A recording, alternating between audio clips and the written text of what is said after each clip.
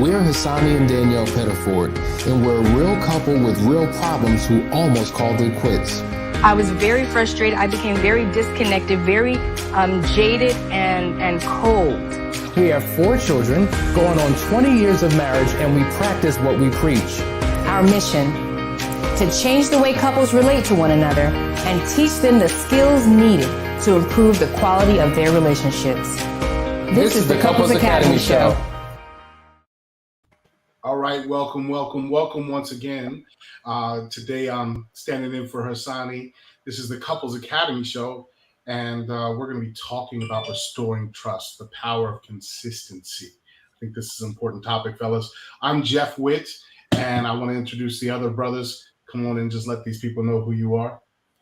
I'm Roland Bradley. Gunzalis Smith. And this is my power squad from Foundry coming in here, and we're talking about restoring trust, the power of consistency. Go on and put your comments in. Let us know where you're from. Like, subscribe, share. Let your friends know you're on. And I'm going to just show a little commercial real quick, and we're going to get back and get right into this topic.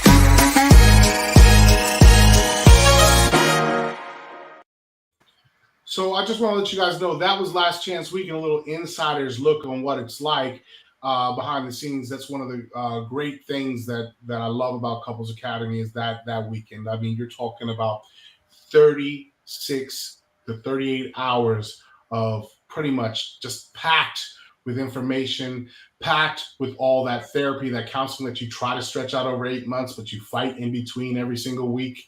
Instead, you get it all at one time so you can set that foundation so that the counseling can work from that point on. We have Last Chance Weekend coming up here in a couple weeks, and I want you guys to jump on board if you can. Get on the couplesacademy.org website, go to Last Chance Weekend and sign up. All right. So, guys, we're going to jump right into this. We're talking about restoring trust. I keep seeing this topic come up over and over and over again, from the women talking about their triggers and how their men are showing up, but they can't trust them.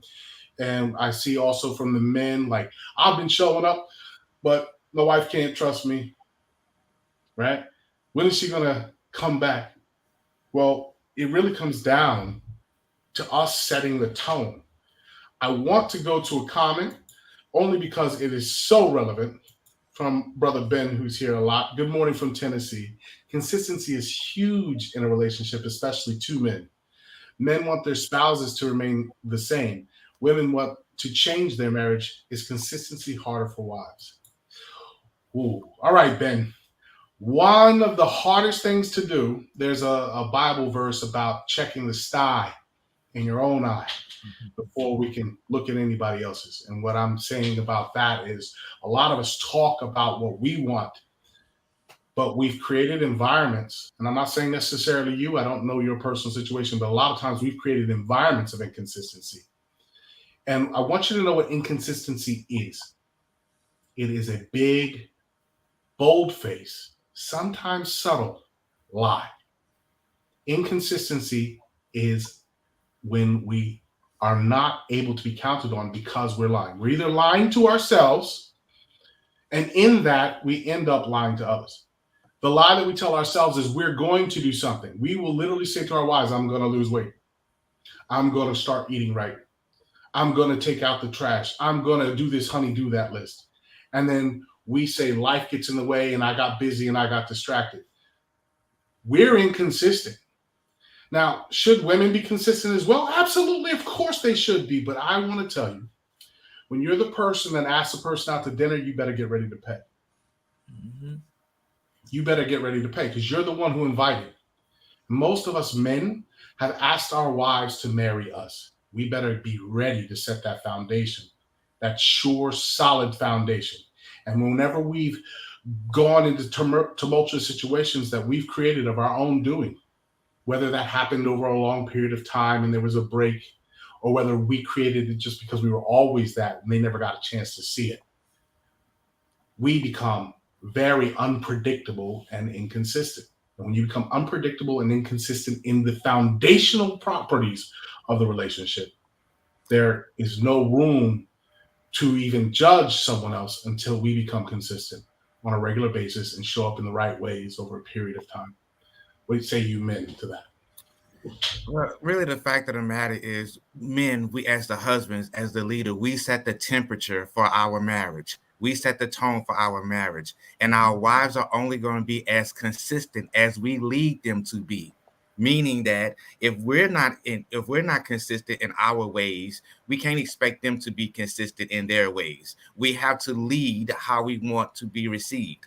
And so when he talks about, is it harder for our wives to be consistent? It's just harder for them simply because we're not doing our part. We have to be responsible to carry more weight than our wives and let them know that we're willing to carry the weight. To your point, if we're going to ask them to do something or ask them out or whatever the case may be, we have to be prepared for them. And being prepared is being able to lead and not just, say what we want or just use our irresponsibilities as excuses for them not showing up. Absolutely. Gunzalis. It's not fair how we expect women to carry the load for us when we're supposed to carry the load for them. And what happens is they do a lot of the work inside the home, and we want to be the providers. But within that being said is that when you look at the duties of the wives are doing all the housework, all the chores in the home, and then she's expected to work the 9 to 5 and then still, fulfill us, where it should be, tied in as a whole. You know what I mean? Help around domesticated work, do all the other stuff that needs to be done, help her out outside of just the trash. You know a lot of times we build fantasies in and there are all kinds of fantasies outside of our marriage, whether it be sports, whether it be drinking, whether it be alcohol, just escapism. And we'll find some properties in another woman and cause us to actually be led astray by that, not realizing that the moment that you end up, and this is pretty much true of every situation I've ever seen, someone will end up with that other woman and find themselves in the same hole because they never fixed themselves. And as long as it was a fantasy, as long as it was on the shelf and something they could chase over, the grass is only greener on the other side because you don't take care of your lawn. Absolutely. Real facts. I'm going to say that one more time. The grass is only greener on the other side because you don't take care of your lawn. So a lot of us are looking out the front door for a way out when we created a holy mess and a holy hell in our household with the way we've been showing up. Now, I'm going to give men a little bit of an excuse and a little bit of an out before we take a break. And I'm going to get your comments, obviously, gentlemen, before we do that. But I'm going to give you a little bit of a break. The truth of the matter is we weren't given great examples. No. We weren't given great examples of how to be consistent, right? We weren't taught how to show up. Maybe our parents, maybe we lived in a 2-parent household, but dad came home and sat on the couch and kind of let mom raise the kids while he did it behind his newspaper, his news, his ESPN, his Al Bundy syndrome, right? I went out, I worked, I brought the bread in, and that's it, right?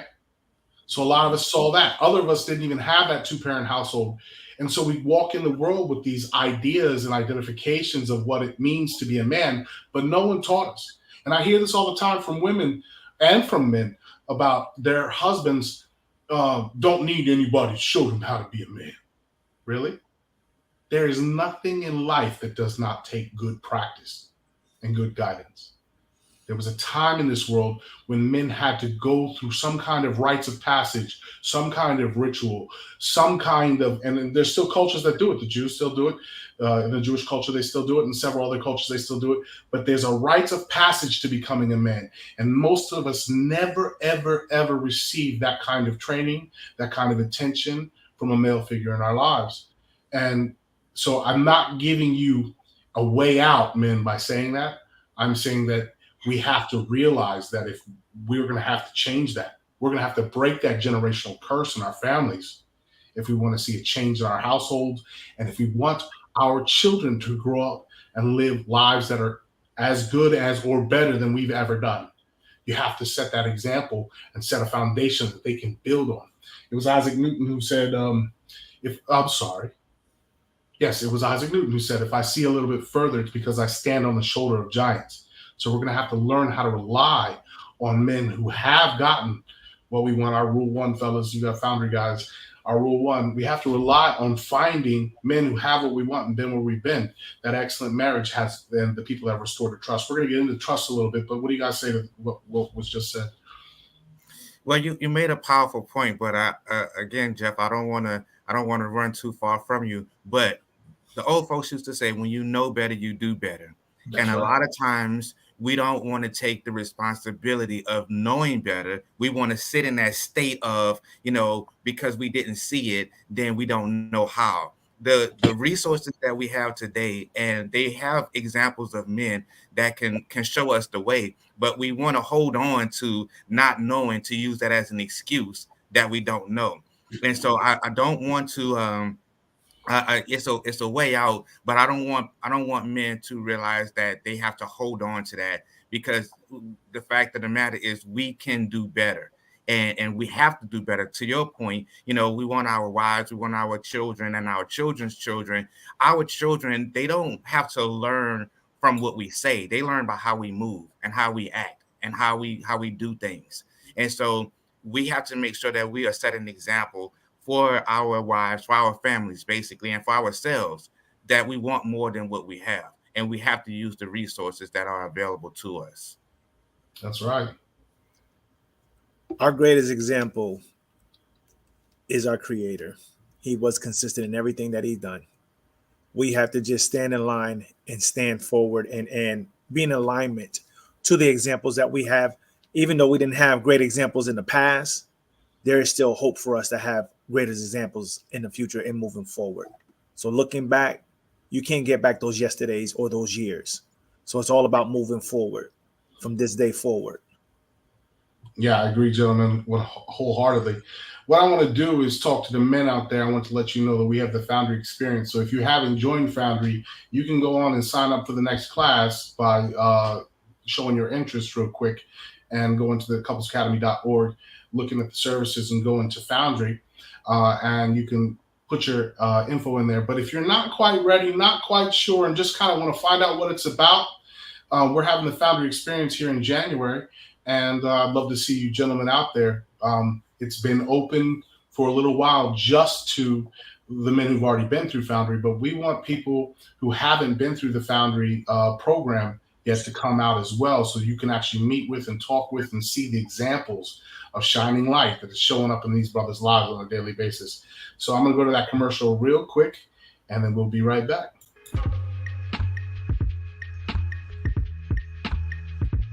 When 45 men from all walks of life come together in one place for one purpose, there is a collective harmony that produces an amplification of power that leaves an impact on the lives of men that cannot be erased. A fraternity of legendary men, all at the tipping point, on the precipice of greatness, meeting for one weekend to turn their worlds inside out. For the first time ever, the Foundry experience. Not an event, not a seminar or retreat, but an opportunity to come face to face with the man you were always destined to be. If you want a life that's better than the one that you are living, meet us January 2023 for the Foundry experience.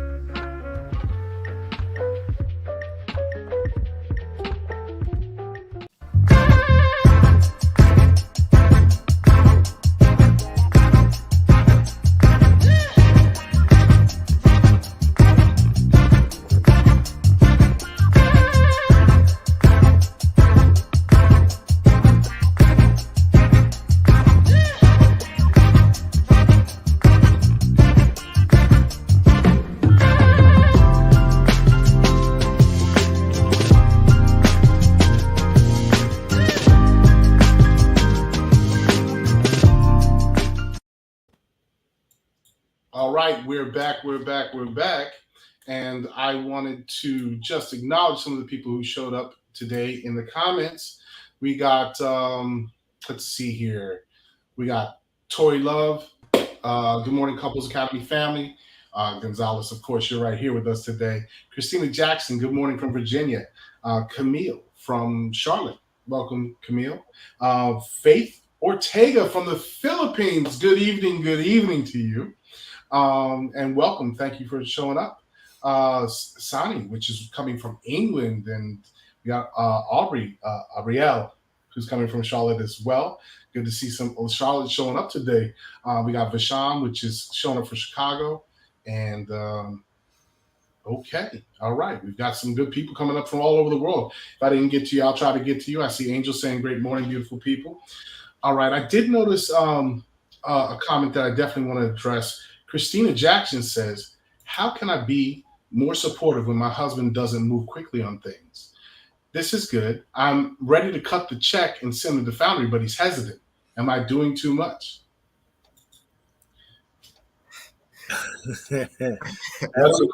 Fellas? Absolutely not. Foundry is an amazing experience, and no, you're not doing too much. You know, a lot of times men are hesitant to change because obviously it puts the responsibility on them to change. And what happens is we find ourselves in a predicament between, you know, wanting to do what I'm used to doing and searching out for what is the possibility of what I can do. And Foundry for myself personally has changed the trajectory of my life. The way I look at things, the way I think about things, how I handle things. And it's just an experience that is amazing. We know we have connected with men from around the world. And so it's not just, you know, what you're used to or what your norm is, but it stretches you. And that's what men need. Men need to be stretched to be better versions of themselves. And I am on the path and have come a mighty long way of being a better version of myself. So no, you're not doing too much. Go ahead and cut the check and send him, push him out the door, drive him, put him on the pigeon, whatever you have to do to get him to Foundry. Well, here's the other thing. Look, Christine, there's a couple ways you can go about this. The Foundry experience is going to be very much different. So, like, I would love for him to join the Foundry class. And that's a bunch of brothers who have never met each other getting in and going through it from day one together. But the Foundry experience is going to be a way for him to actually meet and see people who've been through that experience, as well as meet some people who are considering that experience. And it's a short version commitment, 3 days versus 12 weeks of intense work. Maybe we can inspire him by having him go to this. I hate using this word. It's not a retreat. But for him, it may be in the beginning. So if that's the way you say, hey, look, why don't you go check it out? That's a great way. Another thing that I want to definitely bring up is if you're considering coming to either the event or joining the course, is that if you want to talk to somebody, if you can get him to just talk to one of us, whether it's Asani or myself, we'd be more than glad to take a 15-minute call and just kind of go over what they can expect, set some expectations, and answer some questions. So we're more than willing to have that conversation. So definitely, I want to thank you for asking your question, Christina. But definitely, we're here to support in any way we can. And at the end of the day, I used to own a company called CTC Holdings. I was cut the check, right? So cut the check.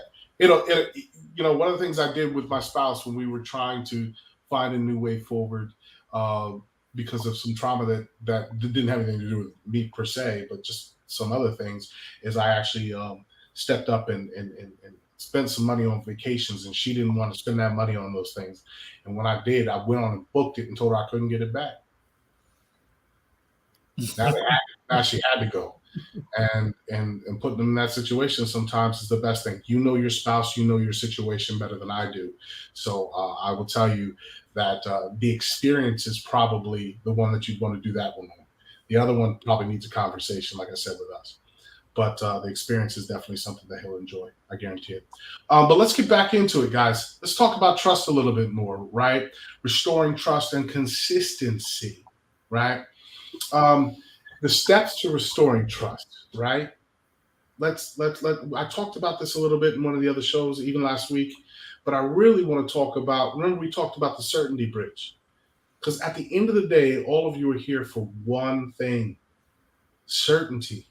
In almost everything we do in life, we just want to be certain that it's going to work out, certain that we're going to arrive at the destination we've chosen for ourselves, certain that if I do this, this will work.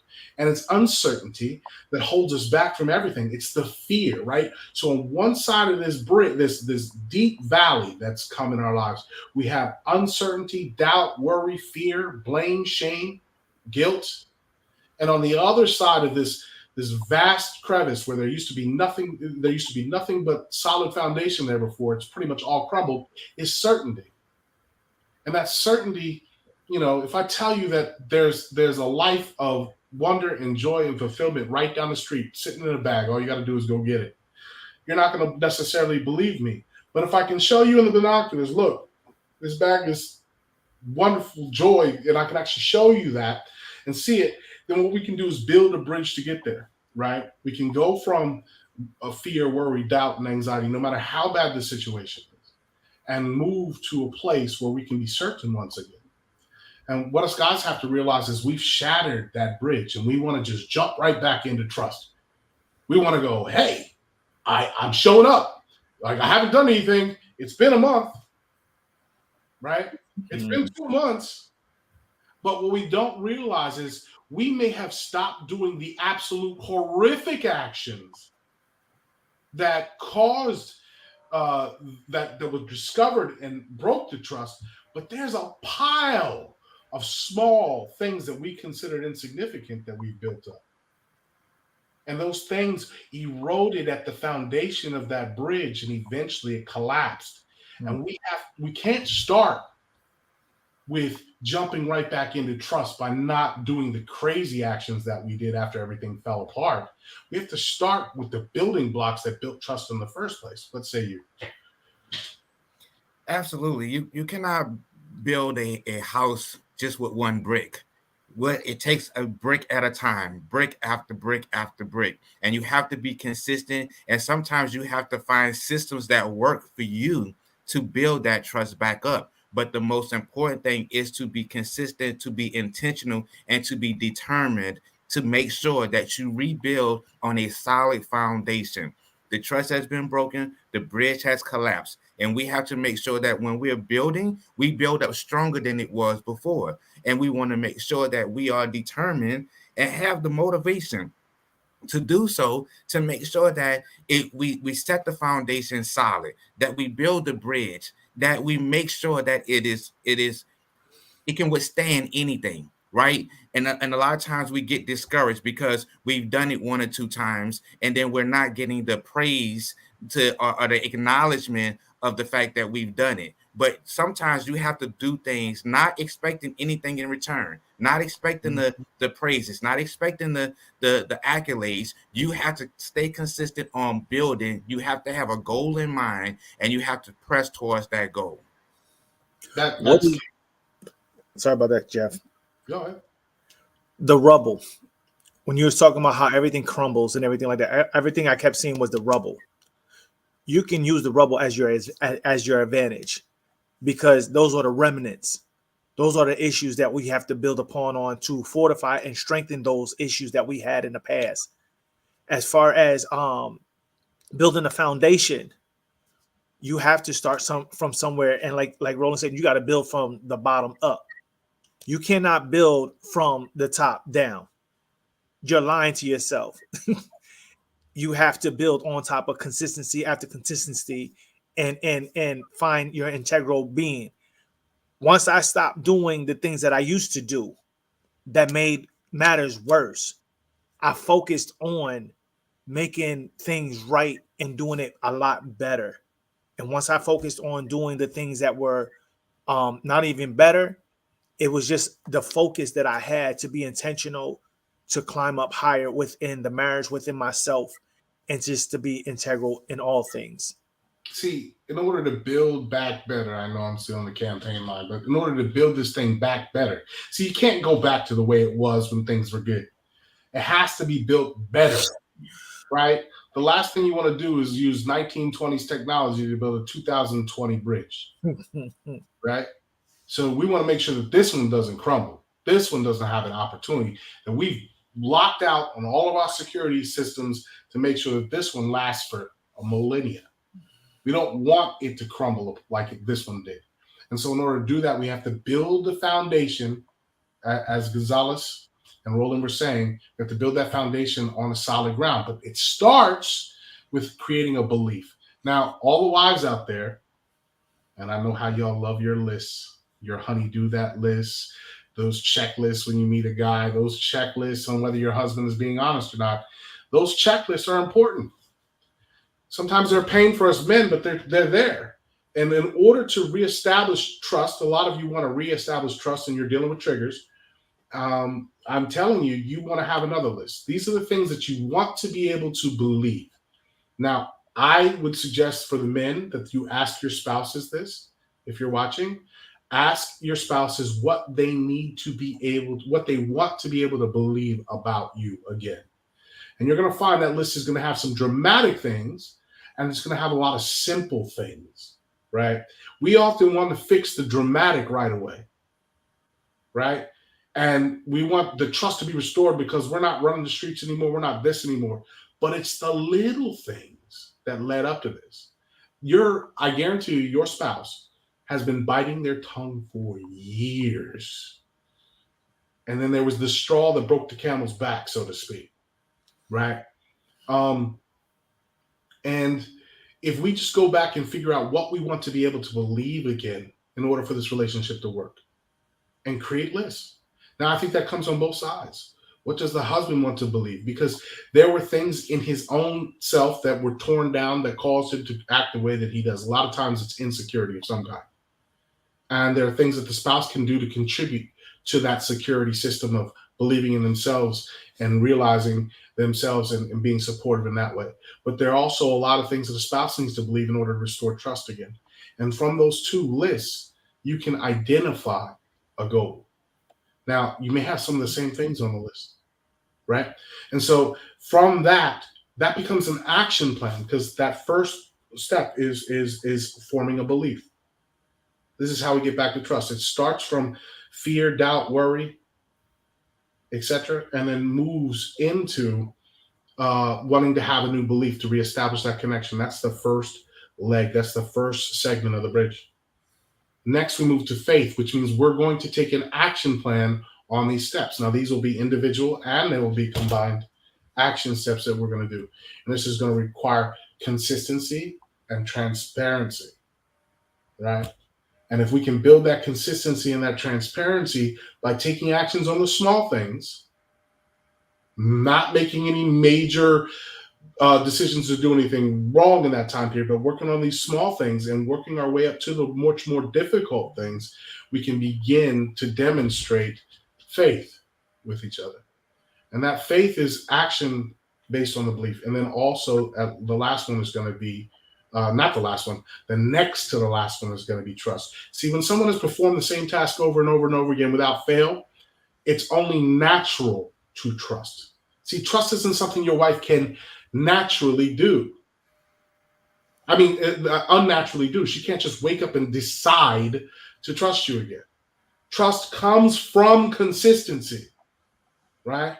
And then when you've been consistent for a period of time in all the small things as well as the big things, all those things that you said you're going to do, not just with infidelity. A lot of times we think we fix that. Oh, the problems are fixed. But when you say you're taking out the trash, take out the trash. Mm-hmm. When you say you're going to get up in the morning, if you say you're going on a diet, go on a diet. If you're going to work out, then go work out. If you're going to say you're going to do anything, show up and do it.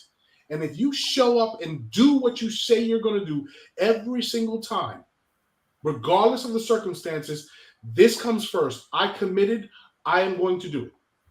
When you commit and you do it over and over again, you will find that trust is only natural.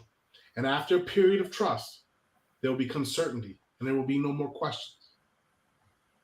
Let's say you. Hey, Jeff, you talk about the little things, man, and that is so key and so important because we want to just go after the big things, and that's going to fix it all. That's going to change everything. But when we talk about being consistent, like you said, with the little things, you know, a lot of times we use our phones as an example. We want to become territorial over those things. Well, that's a little thing that could be fixed to start. That's a starting point. Let's be consistent with your phone, the thing that you hold on to, the thing that got you in trouble, the thing that, you know, that's your vice, right? Let's start there, you know. But a lot of times, because if we're hiding, right, we don't want to give up those things that are going to keep us doing the things that we don't want to change. Mm-hmm. So we have to make sure that we are changing, starting with those little things, as you said, that are causing big problems, right? We want to just fix the big problems. Oh, well, I stopped going out. I stopped hanging out with my boys. I stopped hanging out with my girls. Well, no, that's not the thing that really mattered. The fact of the matter was you told me that you were going to do X, Y, and Z, and you didn't do it. You told me you were going to share your password or your phone or whatever, but you didn't do it. And we hold on to these territorial things that can be really set the tone for changing the relationship, but we don't want to do that. And we have to be consistent with doing the small things. We have to be intentional on doing the small things to get the big things done. That's right. That's right. I see Jessica and Jason Spur. I believe this is Jessica. My husband, she says, the only thing I want is for my husband to share his phone and tell me things. Okay. That's a hard thing for a lot of men. I remember for me, I used to tell a bunch of little lies that were insignificant, but those little lies ended up being why my wife couldn't trust me. When I stopped doing the major stuff, the little lies got in the way. The little lies, me saying, hey, you know, find an excuse to stay out with the boys and then giving her an excuse that I was working late, even though I was doing something completely innocent. Right? Just talking with the guys, the fellas, just chopping it up after work or whatever. I was doing something completely innocent, but I lied to her about it, so she couldn't trust anything that I said. Mm-hmm. Even though she validated and verified later that was all true, why did you lie to me? You know, sitting in the parking lot of the grocery store, talking to your friend on the phone, right? But you're late coming home from getting the groceries. Why can't you just say, hey, look, see, I was on a call for such and such. So for you men who are having a problem with this phone thing, I'm going to give one piece of advice and one piece of advice only. You don't know what you clean. If you stopped your actions, primarily stop all your actions that you were doing that were wrong. And if you still have that same phone, get a new one and only transport the contacts, deleting the contacts that are no longer relevant to your marriage and your life. That may even be some of the fellas that you have to delete. Get a brand new phone, start from scratch, and then leave that phone, charge it by your wife's bed. Give her the passcode. Let her look at it at night when she's insecure. Because when she starts going on ghost hunts, on snipe hunts, and I hate to use this word, but witch hunts, and she keeps finding that there's nothing there. See, those triggers that are going to cause her to search and investigate, if you can just remain calm because you're not doing anything, don't get all excited, go on and give her access. Hey, babe, here it is. You don't even have to tell me when you want to look. Look when you want to look. My computer, my phone, here's all the passwords. Here you go. Charge it on her side of the bed. Show that ability to be transparent. And if you can do that for a period of time, slowly that trust will come back because they're going to be in that phone. I guarantee it's going to be 2 a.m. She's going to be sitting there looking at it, right? She's not going to want to at first, and then she's going to get in there anyway, and she's going to find nothing. And when she keeps finding nothing, those triggers will start to erode because nobody likes to chase phantoms. No one does. But you have to be honest, and you have to be transparent, and you have to be upfront. All right, guys, we've been on for a little while. You guys got anything you want to say to the people before we take it out? Consistency is key. Continue to build your trust and stand firm, man. Stop lying. Just stop lying. Stop lying to yourself, and it'll be easier to stop lying to others. Yep. What you tell yourself you're going to do. I'm not worried about what you tell other people you're going to do until you start telling yourself the truth. Stop saying you're going to do something, and then you look in the mirror and your own self, your own mind, your own body's like, yeah, you're not doing that. Stop making New Year's resolutions and start making new life changes. That was a good one. All right. So, guys, I want to thank you for joining us on the Couples Academy show. I'm going to take us out. Thank you for your questions and your comments. Make sure you like, share, subscribe. Someone out there needs help. Someone you know. Maybe your situation is good. Maybe it isn't. Someone out there needs help. And I want you to reach out to us. I mean, you got a 15-minute discovery call. It's absolutely free to find out what we can do to help you out. For you men out there, Foundry for the women, Unearthed. Let's just get into this as we approach this new year. Let's start right now to begin building a foundation for that new year to be the most amazing year in our marriages and in our lives that we've ever had. And that'll begin with a decision today. So I want you to reach out if you need help. That's what we're here for. And you have the practitioners here with Roland and Hassani and myself and Lakeisha. And you have just an amazing staff that, and just call in for the free consultation. You'll find out who's probably the best person to work with you based on your situation. And let us be there for you. Just find out. It's worth the chance. It's worth the shot that your marriage can be restored and that you can live a life beyond your wildest dreams. So with that, I'm going to say, have a great morning, everybody. Let me see here if I can remember how to do this, guys. I am so terrible at this. But once again, I'm going to just let you guys know about Last Chance Weekend coming up. And here we go.